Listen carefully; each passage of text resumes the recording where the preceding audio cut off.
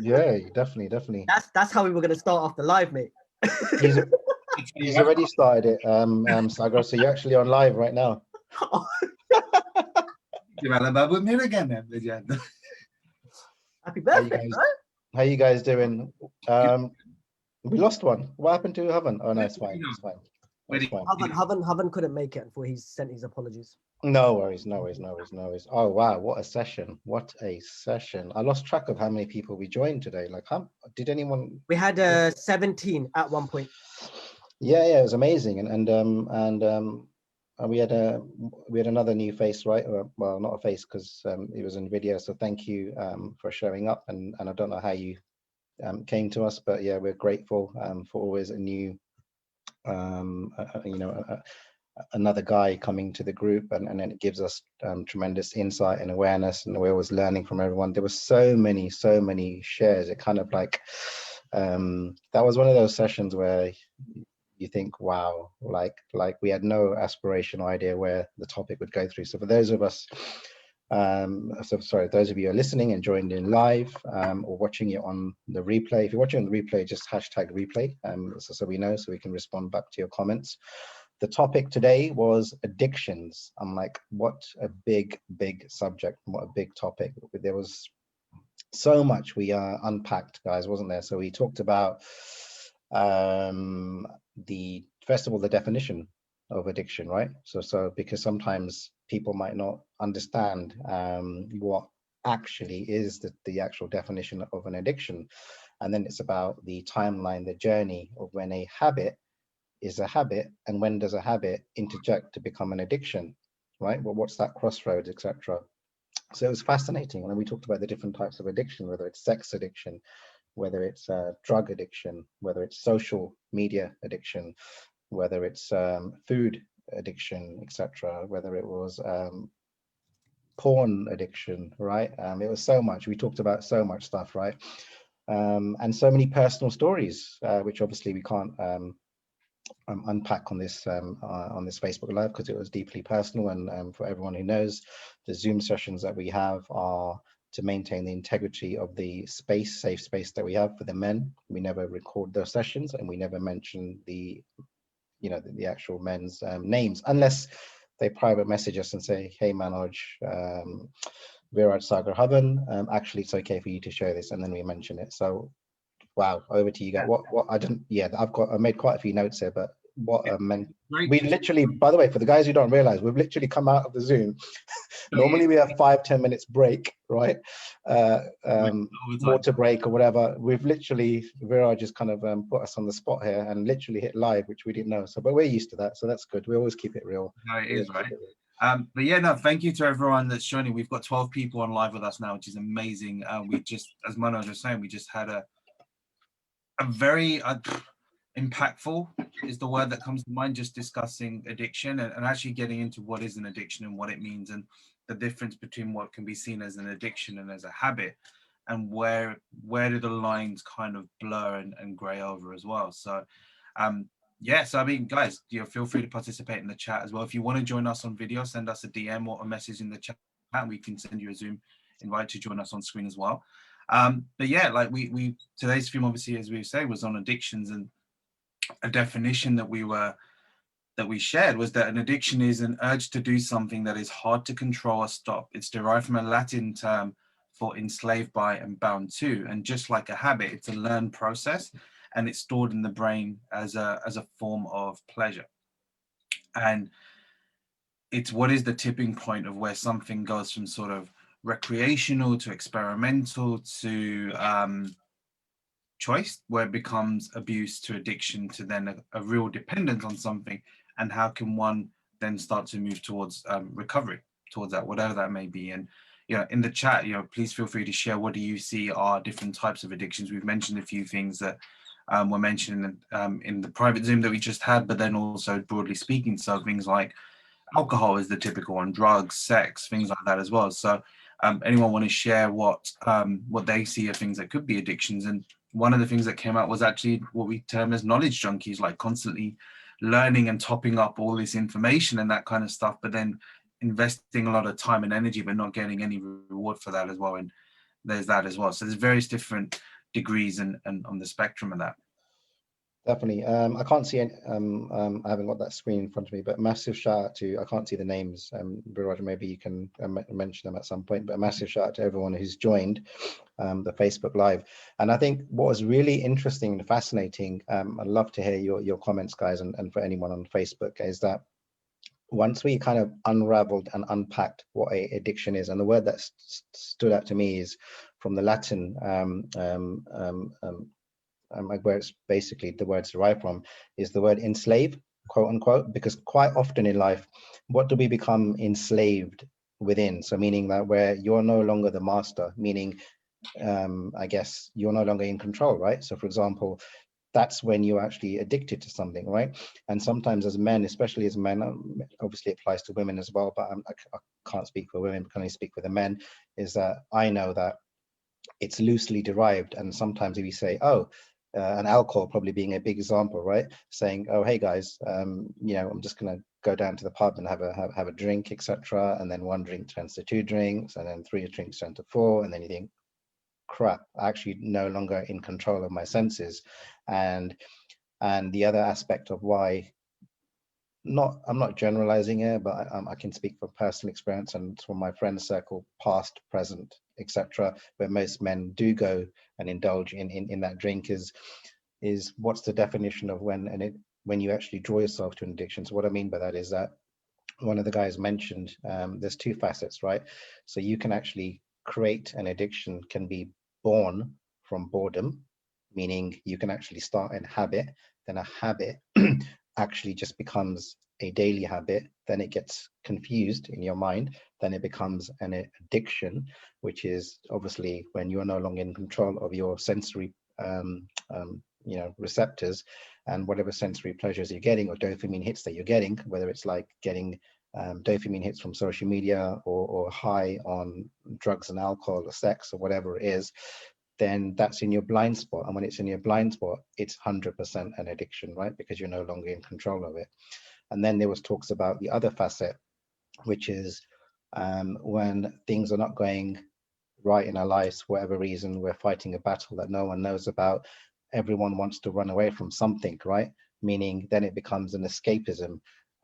So for example, whether that's, again, it doesn't make a difference to some degree. Obviously it does. Some are more detrimental to health than others, but whether it's gambling addiction, you know, whether it's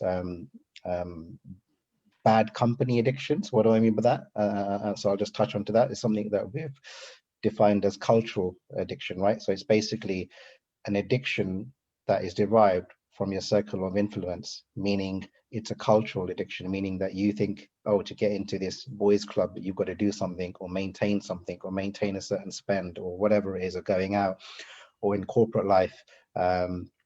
You know, I worked in hospitality and digital media, and for those of you in digital media, it's pretty much 24/7 parties, right? It's like it's marketing world is just like that.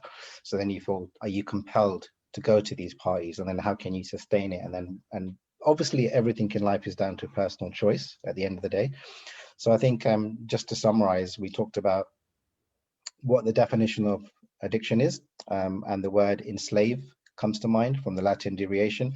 Then the journey timeline of when a habit becomes an addiction, and then it's understanding what is in your awareness. So what is in your sphere of awareness, meaning what are you consciously aware that actually addiction, and you might actually have an addiction right now that you may know nothing about.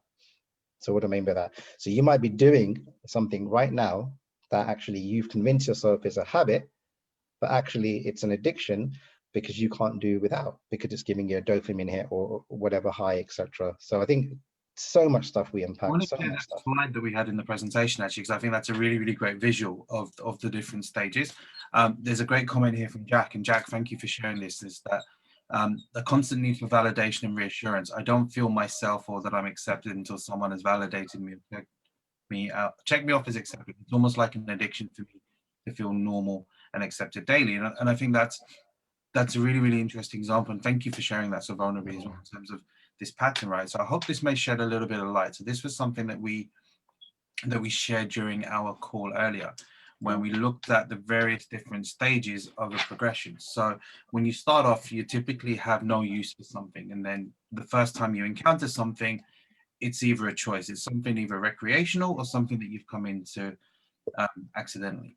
And then it comes to a place where you begin to start doing that more often. So one of the examples that we shared was where someone, the first time that they try something alcoholic, the first time you try it, it doesn't taste great. You probably don't have much, but then the more you do that, your tolerance begins to increase. So therefore, the habit begins to be built, and then you find that it just doesn't have the effects. So it's like you keep repeating that pattern and going back to the well, where it then becomes an addiction or a physical dependence, or it sounds like some type of gratification or confirmation that you're seeking, which gives you that kind of dopamine hit, because that's the reward system. When we get to be right, we get a reward. So sometimes even actions and behaviors that don't serve us can still give us a dopamine hit, because we're going to something familiar and we're getting a hit from it being, from at the very least, being right about it as well. So as you can see here, there's along these different parts of this hit of this pattern, we can see how it can go from an unconscious choice or a conscious choice to then the tolerance increasing, the dependency increasing. And unless there's a cutoff or tipping point, or even just an awareness of that's happening, you either have a full-on addiction or compulsive behavior. But also recovery is very much a choice as well. And the one thing that came up was that ultimately something happens and there's some type of a void that you fill. And there's various different ways where you try to fill that void. And it's looking at how are we filling that void versus what is that subconscious positive intention that we had, and seeing what are the ways that we can now begin to replace that. So sometimes it's not that you're after the right result, but it's the mechanism to achieve that is a little bit skewed. And one thing that came up in the chat was a lot of times how when we were growing up as kids, we wanted to feel accepted or part of something, to feel like part of a crowd. Mhm. However, what we've realized, and through various different experiences, we've kind of hit that rock bottom moment, but then we've realized we found something else that's been a lot more healthier, that's given us that same kind of energy vibe as well. So it's just being able to observe and notice that, and see what are the ways that we can begin to swap things out and replace them with what could be a healthier alternative. Definitely. And who was it? Sorry, can you mention that shared that? Jack. Yeah, I think that's an awesome share, Jack. And I think it's something that we can all relate to, right? Because whether it's in society, whether it's in family, whether it's in relationships, whether it's in the corporate world, whether it's in a business, there is that level of you just want to kind of be accepted, right? And you want some kind of or for be it the right word, acknowledgement, and that you are actually accepted. And I think that leads me to something else which was unpacked in a session, which is your circle of influence is going to have a direct correlation to that addiction culture.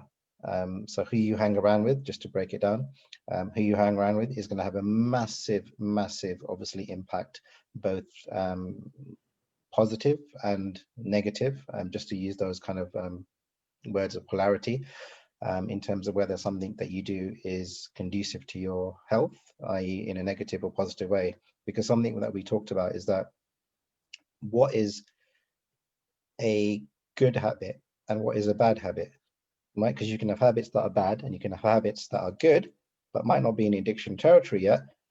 But in the timeline trajectory, they're still at the early stages, if you like, of birth, and they're just habits.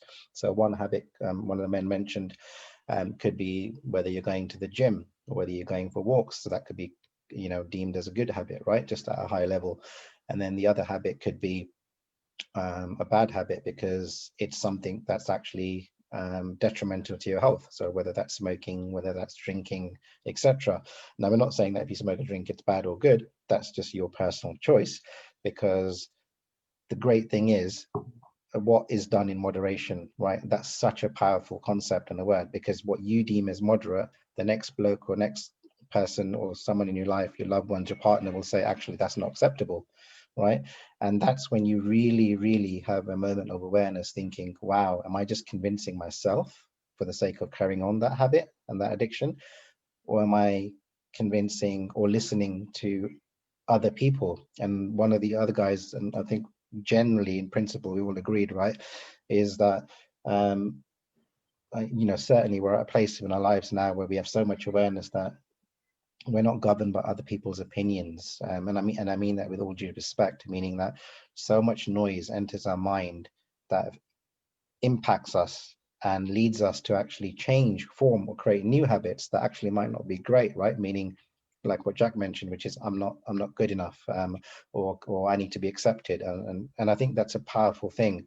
So I think there's so much stuff that we can go, and we can probably talk for hours, but what do you deem as moderate? And I think the essence of this is that it's just having a personal awareness of what you understand is a habit, and then is it a good habit or bad habit? We can't tell you that, only you can tell yourself that.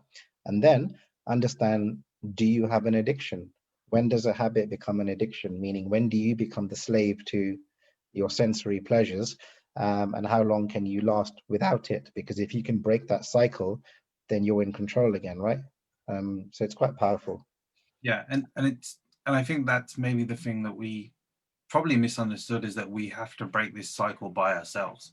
Like sometimes just raising that awareness and that conversation, starting that conversation, I think is the big thing, because then you can get to understand and unpack a lot of these thoughts. Because sometimes we just have these thoughts in our mind, and then we're not getting the answers, so we try to find something to fill that, or some sort of gratification to do that as well. So I think in to just piggybacking off what you said, Manoj, it's beginning to question, how is this serving me really, in terms of right here, right now, or for the next day? But in the bigger picture, how is this going to play out? Because Saga, you mentioned the example of, like, do you wait for a doctor to tell you something's wrong before you kick a habit? Or do you have enough awareness of say, okay, you know, if I keep doing this, something's not going to go right? Yeah, So what is the difference? 100%. And like I mentioned in the Zoom call, I think when you take a step back, and again, it's all about that whole thing, what we mentioned last time, is about slowing down, right? And when you actually take a step back, and addictions is the same thing with everything else that goes on your daily basis, and whether that's noise or whatever it is. And like I mentioned, and I think most of the guys agreed, was we have to go to our lowest point in order for us to change, and that should never be the case. It's just, unfortunately, whether you're around people who sometimes process something in a different way, however that might not work for you. And if you continue, like if someone was drinking 5-6 beers a day, and you were drinking around that person, and you think, I'm going to drink 5-6 beers a day, that person might not get affected on the long run because you don't see it. Actually, it's not even about you don't see it, they might not even tell you.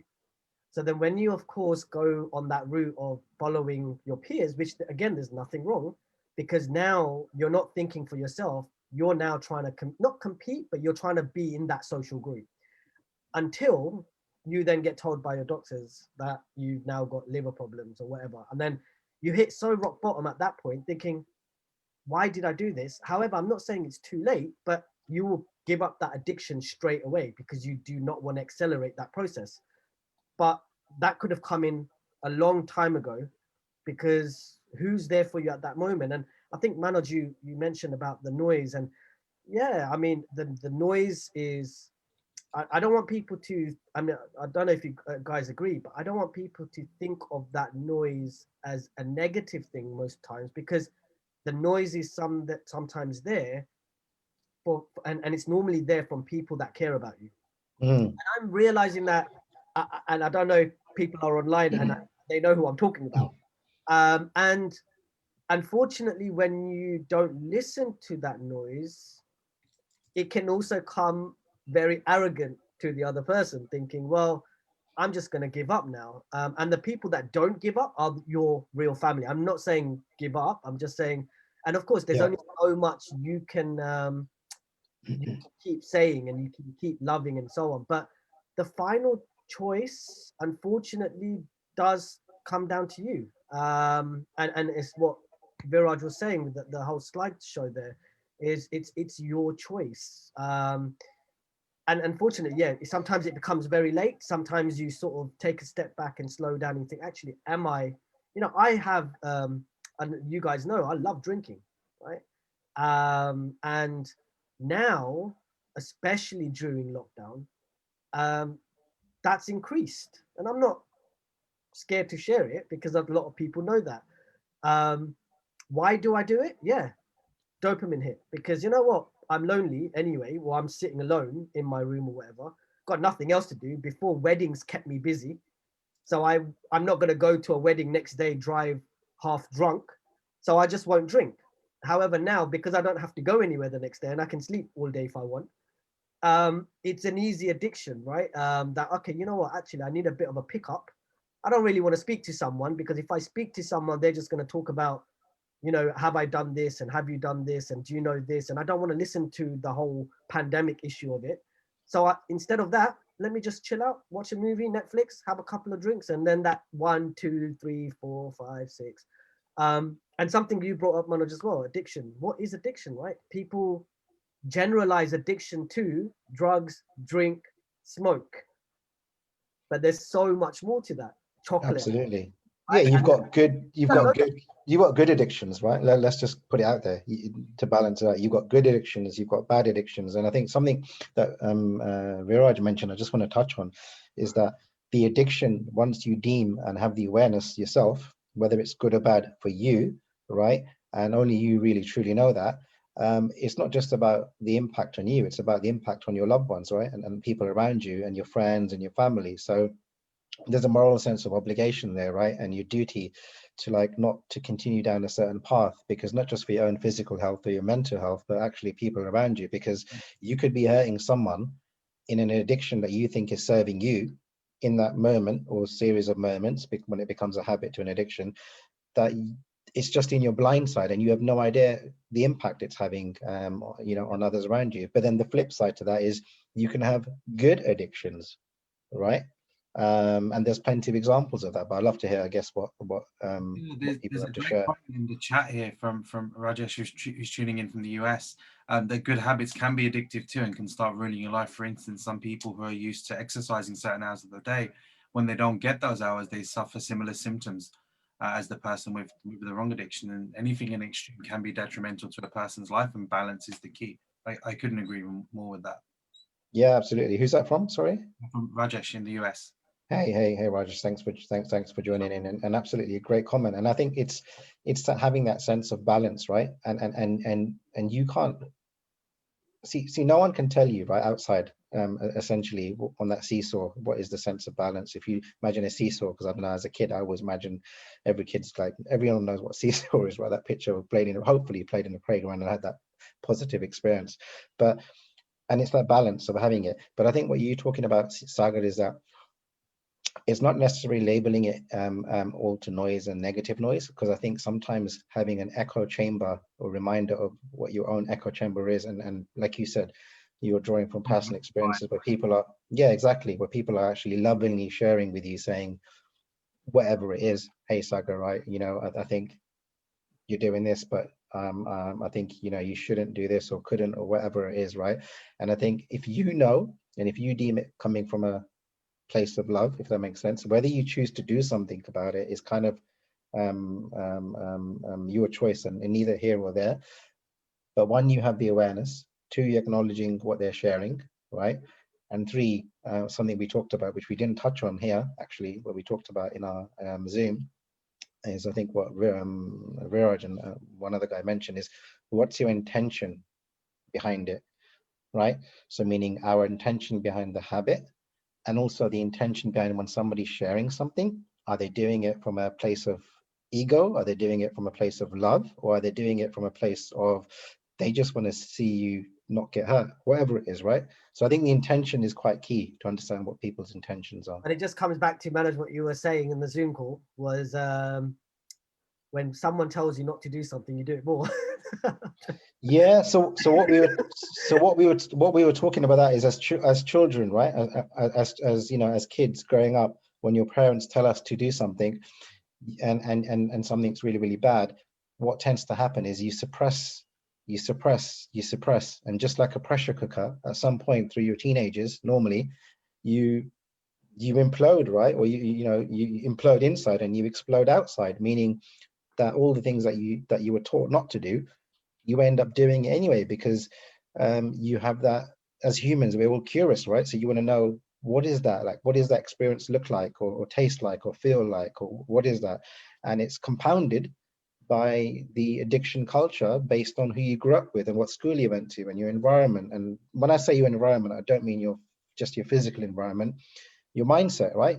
And your thought patterns. So it's everyone goes through a habit and addiction at some point or the other, right? Everyone, I probably haven't met a single person who hasn't gone through a habit or an addiction at some point or the other. And it's just understanding when it becomes negative to you. Looking at it, right? And again, here's a great comment here from Ravi in the chat, and just to piggyback off what you're saying there, Manoj. Ravi saying that I feel as though addictions are also a common escape route for people and can stem from stress or negative experiences in someone's life.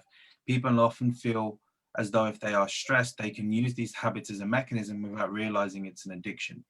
And I think social media is a great example of that. Like the hours that we spend on WhatsApp or Facebook or Instagram, it's to escape from the real world in terms of this sort of virtual digital world and not dealing potentially with some of the stuff that's going on that we can do. I saw a really great quote yesterday which said something along the lines of like, imagine if you checked in with yourself as often as you checked in on your social media.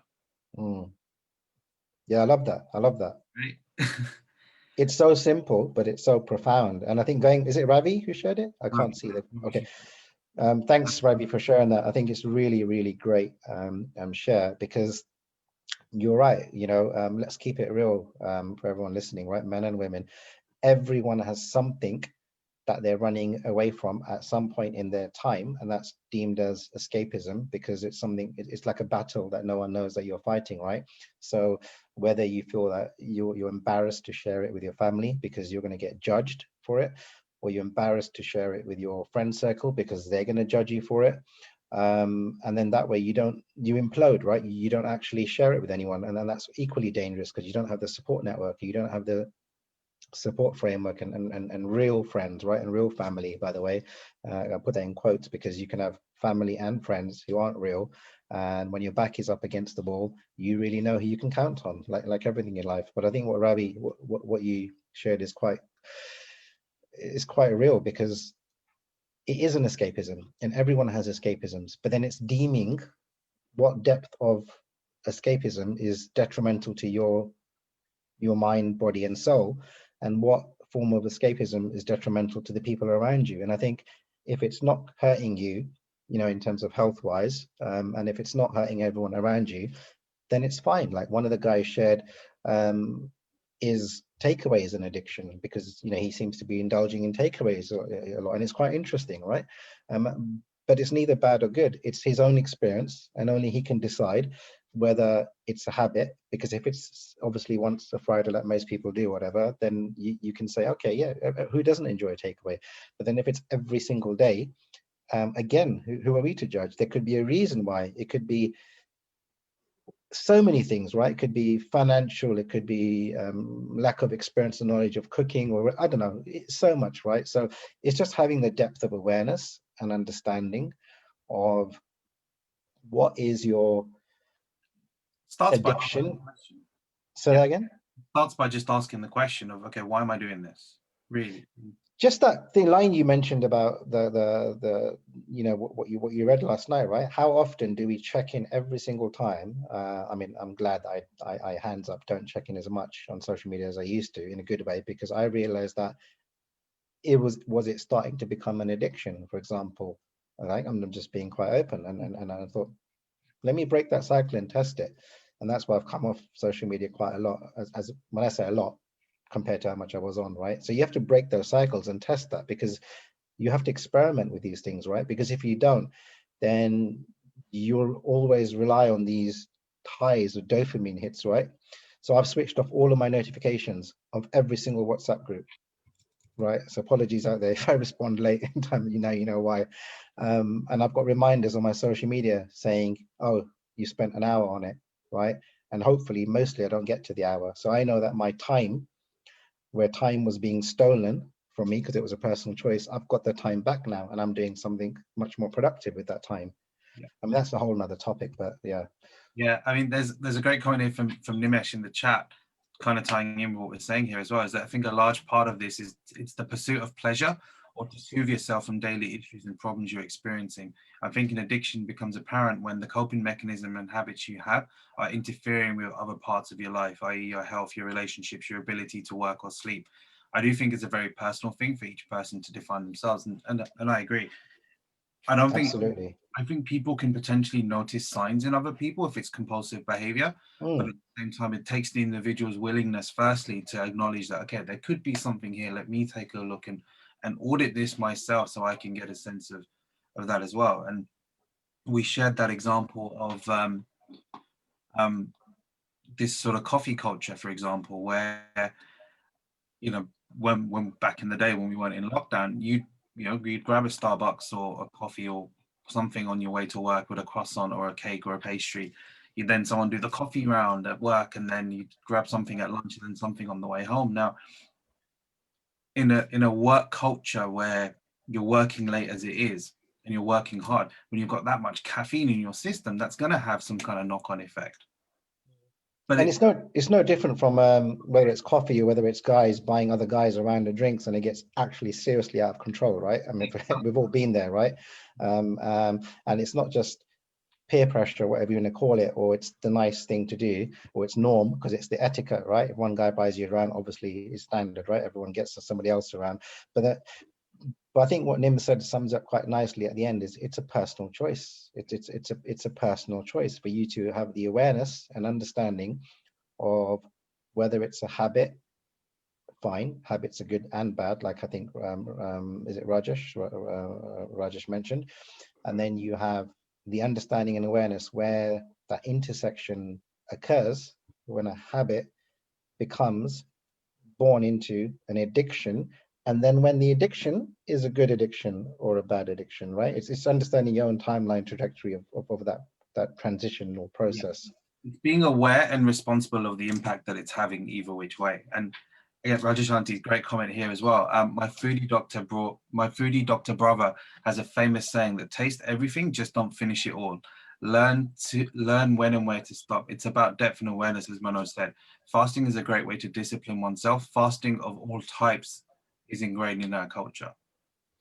Yeah, and you know, it's the concept of be open and be a free spirit to try most things, but be the control of your own destiny, right? And to not to finish everything, right? Because you know it's going to be detrimental to you. And I think from a fasting perspective, just to kind of comment on that, I agree, because why do we fast? It's not just from a religious perspective, but it's scientifically proven in you know in Ayurveda, and I mean that's a whole other subject, but in terms of to cleanse you. But it's not just cleansing your body and flushing your toxins out, it's cleansing your mind, right? I'm not a big, I sound like I'm a big faster, but I'm not, by the way. I only fast on like some big occasions, etc. But no, but it's powerful. And I think it's something that really comes to mind, what Rajesh is saying is it's having that cleansing thought process. And like what you said, Viraj, it ties nicely in, like you check in every single day. How often do you check in with yourself? You might check in with every single person, right? You might be that person who cares about other people around you. And one of the guys talked quite deeply about it. I won't comment too much because it was a deeply personal share. But how often do you check in with yourself, and how often do you actually love yourself, right? And self-love, and we talk about that quite a lot. And for those who who are more awakened men listening amongst us in a nice way, I'm happy to take any debates or challenges on that subject. If you don't love yourself, then you you're literally missing a big part of your life, right? Because you have to care about yourself. It's like that analogy with the oxygen mask, right, on the plane. There's a reason why they say put your own oxygen mask on and then help others, etc., because you want to come from a foundation where you can support others. But that can only happen if you've got a strong mind, body, and soul, where you're coming from a place of loving yourself and then loving others, right? I mean, again, that's another subject. I'm slightly digressing, but so much shares. It was one of those topics that we can talk about for hours, right? Yeah. Literally. And I think and this is where I think towards the end it took a little bit of a different direction, which was interesting, was how much of some of the addiction or addictive behaviors that we have stem from childhood. And if we just want to take a pause and look at this, like imagine right now, a lot of parents have got kids in lockdown right now, and they're having to work. you're putting these kids in front of devices that are designed based on the light frequency to keep them on. And what is it that you're replacing? They want connection with you, but you give them an iPad. Then when you're free, you want to spend time with them, they don't want to give up the iPad. Mm. Now, at some stage, when they've had enough of that iPad, what is that going to turn into? Is that going to turn into a video game addiction? Is that going to turn into other things? Is that going to become, like, as they grow older, Forex traders, whatever? Like, but you can see these patterns of behavior already at an early stage beginning to formulate. And that's so powerful, isn't it? But I can't remember, guys, remind me, is it the next topic or the one after? We're talking about conscious, what you're describing is basically conscious parenting, right? Is it the next one, Viraj, or is it? It's 2 weeks time, yeah. So the next talk actually is conscious parenting, and something I love doing, right, with my older son Shaylin, and I happily admit it on the Zoom calls, pretty much it comes up on the 27th of February. So we've got reflections and realizations, celebrating successes, then conscious parenting. But I think awesome, this is a great sort of putting it out there. Yeah, and you just remind me that something I shared in the previous Zoom call is that something I love doing. My older son Shaylin is 16.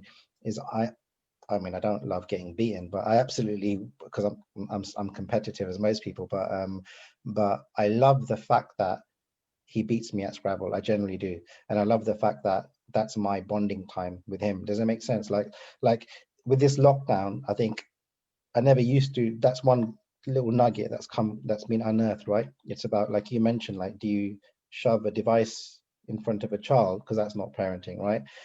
That's your form of escapism and convincing yourself it's parenting, right?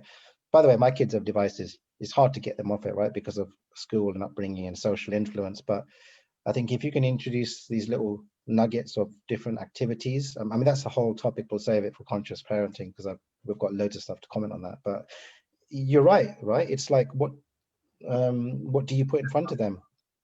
Yeah, and but then you see, at this age, what we put in front of them is actually a mirror of us when we were younger. Meaning, if you suppress it and you tell them you can't do everything, they're gonna implode and explode, and they're gonna do it anyway, right? Whether you convince yourself or not, you're being narrow-minded if you think they're going to go through school, college, and university and not have the freedom to try something that you think.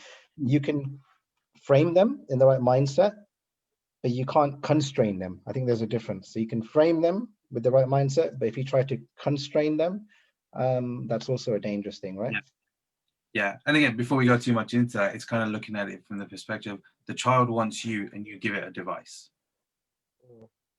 And what you're basically saying is, I'm using this to give you me in the meantime.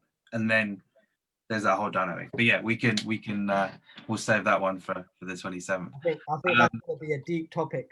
Oh, mate. It is. And just to flip the balance a little bit, something that I'm addicted to, which is walking, right? I actually love walking. And when I stopped walking for whatever reason and broke that cycle, I didn't enjoy that space. So I didn't enjoy that. So I think it's good to have escapisms that are positive escapisms, and only you can decide what is positive to you, etc. Because the reason I love walking is because it ticks my step counter. I smile at everyone, on my path, and not everyone, most people smile back. And then I also get to download a book. So I'm getting and consuming knowledge, right? But you guys have to kind of deem what's good for you. I think we're just opening up the debate and questions. And just as we wrap up, just being mindful of time as well, I think this is a great reflection to kind of end on as well. Is that 2 twin boys were raised by an alcoholic father. One grew up and asked what happened, and he said, "I watched my father." The other grew up and never drank in his life, and when he was asked what happened, he said, "I watched my father." 2 boys, same dad, 2 different perspectives. Your perspective in life will determine your destination. And just to coin you there, Manoj, be at peace with your past. A lack of forgiveness is also a poison.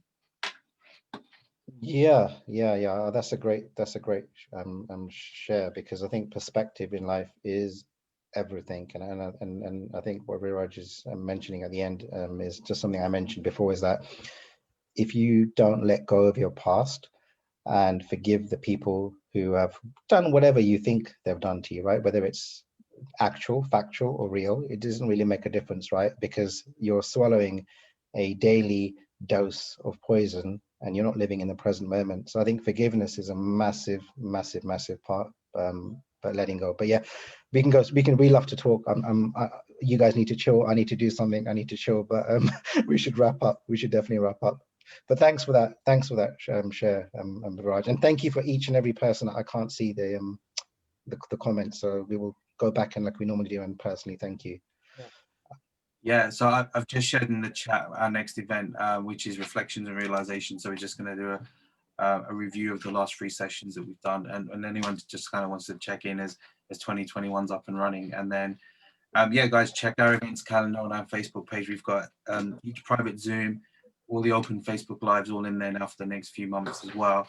And you can see what's coming up as well. And again, if you guys have any suggestions on any subject you'd like us to cover in our private Zooms and on a Facebook Live, send us a message on our Facebook page or on our Instagram.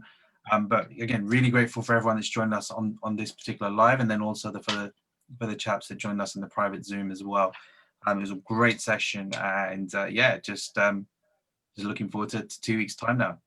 Massive, and a massive shout out to obviously our sister groups. We can't continue these lives without them, because a lot of our supporters on Facebook actually are women. So if you are a female, and if you're basically 18, I think it is to 35, so in that age spectrum, definitely check out Reroute. And Reroute is actually a registered charity, part of Mind. And if you're above 35, etc., and you're a female, then check out Mental Wealth on Facebook. Just wanted to say that. Yeah, I just want to finish off. I know on the Facebook Live, there's so many people that do join, men and women. So people that do not join our Zoom sessions, if you want to sort of catch up with all the recaps of all these lives that we are doing, as well as some of the videos that are being shared during our Zoom sessions, whether it's on YouTube. Every week, the YouTube channel has been updated. So we actually share the videos that we share amongst us in the actual Zoom session. So, you know, you may not attend, but you will feel like you're attending with the videos that are on there. So at least you get some kind of insight, whether you want to join or you don't want to join. There's no wrong or right. But, you know, just maybe sharing and joining the Mindful Men's Club YouTube channel, you know, you may be able to share that amongst someone you love, and they might get something out of it. So, but I just want to say, yeah, and just repeating what Viraj and Manoj said, thank you so much for people joining on the Facebook Live. And of course, this would have not been possible without our sister group. So keep sharing, guys. Mental Wealth on YouTube. And this session will be updated later on today as well. Brilliant. And just a quick mention. I know we're wrapping up, but for anybody who's new, because we always get new people on our Facebook Live, what is it that we're doing? We're literally doing something so simple, which is creating a private space for men all around the world. I say all around the world because we have people from all around the world joining, and creating a safe private space. Actually, one guy quoted saying, because this is a safe private space, I'm going to share what I'm going to share. I'm not going to repeat what he shared, obviously.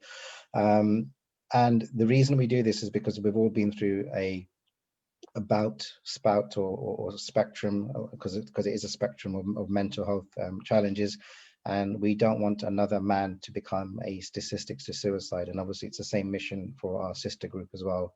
But I just wanted to share that. So massive thank you. And yeah, I think that's another wrap to an amazing session, right, guys? That's a wrap. Thank you, everyone. Have a blessed weekend. Bye. Bye.